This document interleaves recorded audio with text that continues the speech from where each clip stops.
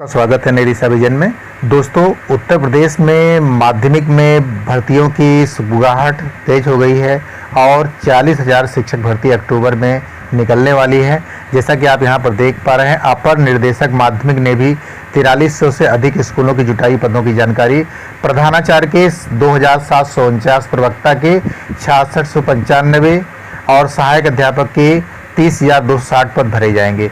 दोस्तों, यद्यपि यह भर्ती NIVS DLED से संबंधित नहीं है और ये माध्यमिक की भर्ती है, लेकिन इसके बावजूद जो है वास्तव में उत्तर प्रदेश में NCT की तरफ से जो शुद्धि पत्र जारी होना है, जिससे कि NIVS DLED के शिक्षकों को यूपी टेट में मान्यता मिल सके, इसके लिए उन्होंने केस भी किया हुआ है इलाहाबाद हाई कोर्ट में। 18/181/2020 उत्तर प्रदेश DLED संघ श्री आदर्श श्रीवास्तव जी द्वारा जो है केस दायर किया गया है। तो यहाँ पर जो है एक सबसे बड़ी समस्या जो बन करके आ रही है वो ये आ रही है कि बिहार में तो मौका NCT ने दे दिया है, लेकिन उत्तर प्रदेश में परीक्षा नियामक प्राधिकारी का जो आदेश आया था, उस आदेश में यूपी टेट तक में बैठने का मौका नहीं दिया गया, नहीं टेट परीक्षा भी नहीं देने दी गई, और जबकि बिहार में शिक्षक बहाली के लिए NCT ने दे दी है। तो इससे जो है यह इंतजार हो रहा है कि किसी भी तरीके से उत्तर प्रदेश की जो भर्ती है, शिक्षक भर्ती आने वाली है, उस शिक्षक भर्ती में NIVS DLED शिक्षकों को अवसर मिलेगा, यह तय है। मैंने HRD मिनिस्टर से भी लोग बात कर रहे हैं उत्तर प्रदेश के, और मैंने एक वीडियो में रिकॉर्डिंग भी सुनाई थी जो वहाँ पर कॉल किया गया था वहाँ के अधिकारियों को। तो बिना नाम लिए मैंने वहाँ बताया था कि इस संदर्भ में जो है काम हो रहा है। दोस्तों, मैंने अपने वीडियो में बताया था कि वास्तव में एक बदलाव सा होना है इसमें, क्योंकि इस कोर्स को सम्मिलित करना है उत्तर प्रदेश जो है शिक्षक भर्तियों में, तो इसलिए बदलाव होना है। अथवा एक जो है बात और आ सकती है कि यूपी का जो कोर्ट है वो NIVS DLED को जो है इसके संदर्भ में कोई आदेश जारी करे, जैसा कि केस 18/181/2020 में है।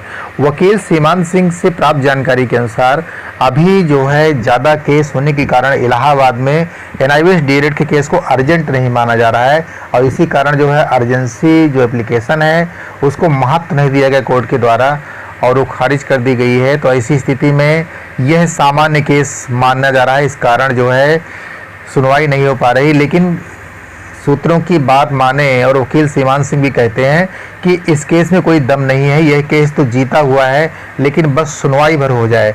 लेकिन प्रश्न ये उठता है कि आखिर सुनवाई कब होगी, इस बारे में जब तक कोर्ट में केस लग नहीं जाता तब तक जो है कुछ भी नहीं कहा जा सकता। लेकिन एक ऐसा अनुमान है कि यह सुनवाई 1 महीने के अंतराल में केस लग सकता है, समय लग सकता है, क्योंकि इसमें बहुत ही अर्जेंट केस जो है इलाहाबाद हाई कोर्ट में सुने जा रहे हैं।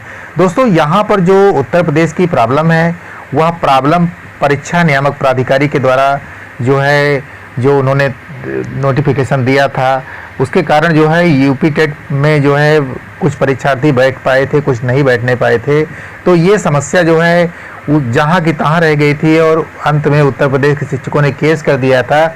लेकिन इसके बाद का केस त्रिपुरा का केस है, वह भी जीत गए, पटना हाई कोर्ट का केस भी जीत गए। लेकिन यहाँ पर क्या हुआ कि सुनवाई नहीं हो पाई। इस कोर्स को इन सर्विस के रूप में मान्यता पहले भी मिली थी, इसको NCT ने जो है कराया था, तो यहाँ पर कोई प्रॉब्लम नहीं है। लेकिन प्रॉब्लम बन रही है कि इसमें जब तक अन्य राज्यों में जो है इस NCT का पत्र नहीं आता है तब तक एक उलझन सी स्थिति शिक्षकों के मन में रहती है कि जो आगामी भर्ती आने वाली है उस आगामी भर्ती में किस प्रकार जो है वो फॉर्म डालेंगे और यूपी टेट की परीक्षा में और सुपर टेट में कैसे बैठेंगे।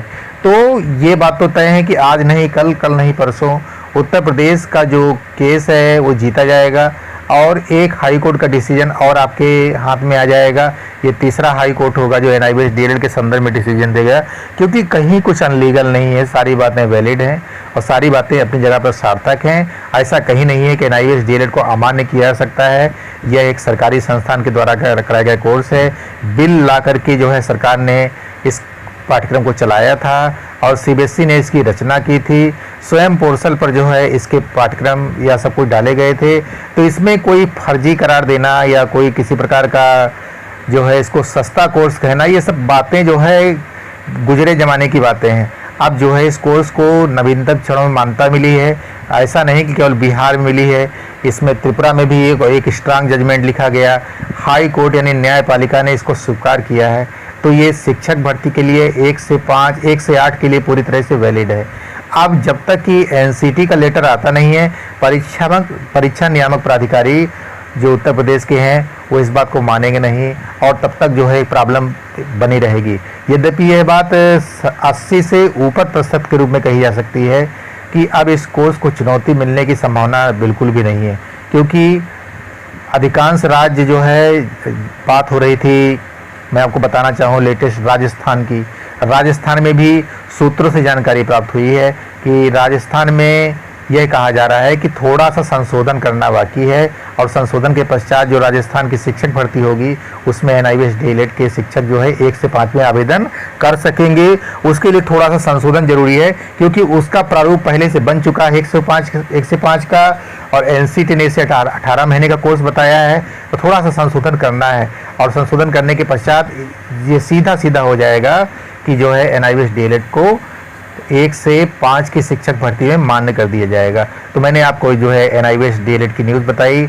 जो अधिकारी होते हैं वो कैमरे के सामने नहीं बोलते हैं, लेकिन सूचना अपने आप में दुरुस्त है। जो राजस्थान सरकार है वो इस बारे में विचार कर रही है। दोस्तों, और कहीं की सूचना तो ही प्राप्त नहीं, मध्य प्रदेश में अभी कुछ नहीं कहा गया है कि मतलब बाहर नहीं किया गया, ये मान के चलिए। यानी मध्य प्रदेश सरकार भी इस बात पर विचार करेगी, और निश्चित रूप से हर जगह, यानी हो सकता है कि 1 महीना 2 महीना के अंतराल में सभी जगह जो है शिक्षक भर्ती निकलने वाली है। उत्तर प्रदेश में भी प्राथमिक शिक्षक भर्ती के बारे में जरूर कहा जा सकता है। अगर शिक्षक भर्ती की सुगबुगाहट हो रही है तो ऐसी स्थिति में प्राथमिक शिक्षक भर्ती भी आएगी। तो यहाँ पर जो है ये 40,000 शिक्षक भर्ती जो कि माध्यमिक के लिए निकली हुई है, इसी तरह से यहाँ पर क्लियर एकदम बात है कि जो प्राथमिक की शिक्षक भर्ती वो भी निकलेगी। और उसी बीच में हमारा जो एनसीटी का लेटर है वो उत्तर प्रदेश सरकार को प्राप्त हो जाएगा, और उस स्थिति में उनको जो है 1 से 5, 1 से 8, 1 से 5 प्राथमिक और जो है 6 से 8 जूनियर, दोनों में जो है उनको जो है फॉर्म भरने का मौका मिलेगा। अगर वो ग्रेजुएट स्तर पे होंगे तो उनको जो है 6 से 8 में भी मौका मिलेगा, और प्राथमिक स्तर पे तो मिलना ही अगर उनकी इंटरमीडिएट योग्यता रहेगी। तो कुछ करेक्शन करना जरूरी है, और इस करेक्शन को चलते हुए एमएचआरडी में विचार मंथन चल रहा है। इस समय कोरोना वायरस का इशू भी चल रहा है, इस कारण कोई काम जो है तेजी से नहीं हो पाया है। यह बात जो है मानव संसाधन विकास मंत्रालय को भली भांति ज्ञात है कि जो भी उनकी योजना होती है वो देशव्यापी होती है, वो किसी एक राज्य के लिए नहीं होती है। अगर एनसीटी ने पत्र जारी किया है बिहार को, तो निश्चित रूप से ये मंत्रालय की पहल ही रही है, और इसी आदेश पर जो है अन्य राज्यों को भी पत्र जारी हो जाएगा। तो किसी को कहीं पैनिक नहीं होना है, किसी को कहीं कोई निराश हताश नहीं होना है, ये 100% तय है। आपको केवल प्रतीक्षा करते रहना है, आपको केवल अपने आप को सुरक्षित रखना है, और इस महामारी के काल से उबरना है। निश्चित रूप से आपको एनआईवीएस डीएलएड जो है वो 1 से 5 और 6 से 8 में शिक्षक भर्ती के लिए एलिजिबल हो जाएगा, और ये सूचना आपको अचानक मिलेगी। आप सुबह सोकर उठेंगे तो आपको पता लग जाएगा कि एनआईवीएस डीएलएड का जो है नोटिफिकेशन आ गया। जैसे कि अचानक आ जाता है, इसमें सब अचानक होता है, रात में छपा सवेरे जो है नेट पे आ गया। तो बिल्कुल कोई आपको सपना नहीं दिखाया जा रहा है, ये हकीकत है दोस्तों, आपके आंखों के सामने गुजरा हुआ है। कहीं भी इसको कोई चुनौती जो दी गई है, सरकार ने चुनौती दी है, उसको खारिज कर दिया कोर्ट ने।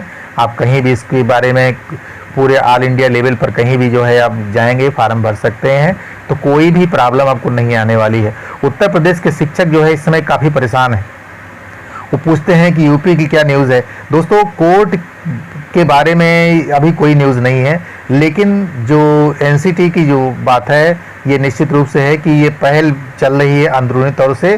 तो मैंने एक वीडियो बनाया था, आपको बताया भी था इस बारे में कि इसकी पहल चल रही है, ये काम रुका नहीं है, और ये काम बहुत जल्दी जो है शीघ्रता से जो है संपन्न हो जाएगा, और आपको निश्चित रूप से एनसीटी की तरफ से एक लेटर जारी हो जाएगा। उसके बाद परीक्षा नियामक प्राधिकारी भी इस बात को मानेंगे, और क्योंकि एनसीटी का जो लेटर है वो सर्वमान्य होता है, उत्तर प्रदेश के लिए मिल जाए। और कई बार जो है ग्रीवियंस भी पीएमओ के द्वारा दिया गया है, तो उसमें बताया गया है कि पटना हाई कोर्ट के जजमेंट का हवाला दिया गया है।